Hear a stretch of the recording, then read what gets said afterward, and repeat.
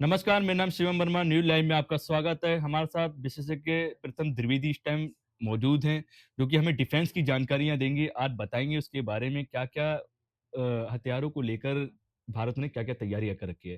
प्रीतम द्विवेदी से पहले मेरा क्वेश्चन यही रहेगा, प्रीतम जी आप ये बताइए कि जो मतलब भारत ने अभी जैसे ये ऑपरेशन सिंदूर जैसे युद्ध भी अभी मतलब लड़ाई हुई है जिस हिसाब से भारत के अंदर, तो आगे वाले जो मतलब युद्ध के लिए क्या-क्या तैयारी कर रखी है? देखिए, डिफेंस सेक्टर में भारत मजबूती के साथ आत्मनिर्भर बन रहा है। 2020 में स्कीम लॉन्च हुई आत्मनिर्भर भारत। इसने बड़े पैमाने पर प्राइवेट प्लेयर्स को भी डिफेंस सेक्टर में आमंत्रित किया है, जिसका परिणाम आज ये है कि भारत ने 2024-25 वित्त वर्ष में 24,000 करोड़ रुपए का रक्षा सामग्री जी। निर्यात की है, जिसमें 15,000 प्राइवेट कंपनीज़ की है और 8,000 रुपए जो सरकारी रक्षा कमिटीज़ हैं, उनके द्वारा हुई है। तो बड़े पैमाने पर जब निर्यात हो रहा है तो भारत देश में आत्मनिर्भरता बढ़ रही है। अब हम लोग फाइटर जेट्स का आयात भी करते हैं हुँ, क्योंकि हमारे पास जेट इंजन नहीं है इस समय। हुँ, पनडुब्बियाँ हम लोग रूस से ले रहे हैं हुँ। और हेलीकॉप्टर्स हम अमेरिका से ले रहे हैं। तो हुँ। धीरे-धीरे स्थिति बदलेगी और भारत सरकार ने ये लक्ष्य रखा है कि 2050 तक हमको भारत का रक्षा सामग्री निर्यात 50,000 करोड़ रुपए करना है। अच्छा, जैसे अगर कल को युद्ध छिड़ जाता है भारत का, किसी से भगवान ना करे ना ऐसा कभी हो, लेकिन अगर कल को छिड़ जाता हुँ, है, हुँ। तो क्या भारत भारत की जो कंडीशन है, तो कुछ डाउन होगी? यानी कि जो इकोनॉमी पे कोई फ़र्क पड़ेगा इस पर?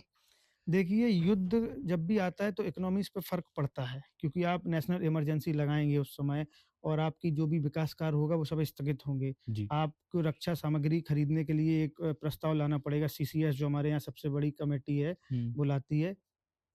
तो उस केस में अगर बांग्लादेश, पाकिस्तान दोनों बॉर्डर पे एक साथ युद्ध होता है, तो उसके लिए विशेषज्ञ कहते हैं कि हमको 42 स्क्वाड्रन फाइटर जी, जेट्स चाहिए। जी, लेकिन आज भारत के पास मात्र 29 स्क्वाड्रन्स हैं जी, और हम लोग फाइटर जेट्स के मामले में आज भी इंडियन हो फाइटर जेट्स हो बाहर से ले रहे हैं। अभी जी, हमने राफ़ेल खरीदे थे 36, अब जी, 114 राफ़ेल की खरीद इसी साल होने वाली है। जी, हमारा जो एमका प्रोजेक्ट्स है 5th जनरेशन स्टील्थ फाइटर जी, जेट, वो भी 2030 तक बनेगा। अभी उस पे भी काम नहीं हुआ है क्योंकि इंजन की भारी कमी है।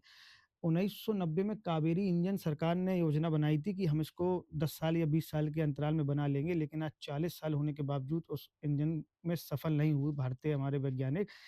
तो स्क्वाड्रन की कमी होने से भारत इसलिए युद्ध टाल रहा है क्योंकि युद्ध का आज देखा जाए तो समीकरण बदल गए हैं। जी, अब थल सेना का काम कम बचा है, जी, युद्ध अब लड़ते हैं फाइटर जेट्स और जी, मिसाइलें। अब फाइटर जेट्स की भारी कमी के कारण युद्ध नहीं हो पा रहे हैं, जी, लेकिन अगर जब भी ऐसा नहीं है कि हम हमारे पास है, बिल्कुल है ही नहीं जी, या इमरजेंसी केस में कोई हमको देश देगा नहीं, भारत जी, की विदेश नीति भी मजबूत है। हुँ। तो अगर युद्ध की स्थिति में हमारे पास एयर डिफेंस मिसाइल सिस्टम भी है, हमारे पास फाइटर जेट इतने हैं कि पर्याप्त मात्रा में है, तो भारत पे आप ये मत समझिए कि कोई आँख दिखाएगा और भारत चुप बैठेगा। जी। आज का भारत नया भारत है, घर में घुस के मारता है। मतलब पूरी पुख्ता तैयारी हो रखी है भारत पूरा की पुख्ती भी। तैयारी है, अच्छा पूरी। एक बार छोटा-सा लास्ट क्वेश्चन पूछना चाहूँगा प्रीतम जी, कि ये जो अपाचे को लेकर आपने सुना होगा, जो अपाचे फाइटर विमान आए थे फ्रांस से, तो उसके बारे में क्या कहना चाहेंगे? मतलब क्या उसके अंदर ऐसी ख़ासियत है, जो कि और विमानों से अलग है वो?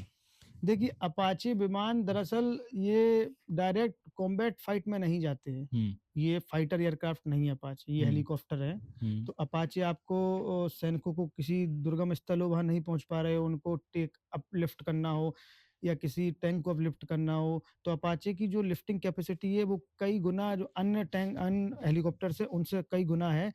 तो अपाचे भारतीय सेना में आए हैं, हमारे थल सेना को एक मजबूती देते हैं जी, और दुश्मनों पर काल बन के बरसेंगे। जी। तो जिस हिसाब से आपने देखा होगा हमारे प्रीतम द्विवेदी जी ने जिस हिसाब से बताया है, कई फाइटर विमानों की जानकारी दी है और कल को कोई लड़ाई भी छिड़ जाए उसके बारे में भी जान के भारत मतलब चुप नहीं बैठेगा। अभी ये नया भारत है। ठीक है, आगे के लिए देखते रहिए।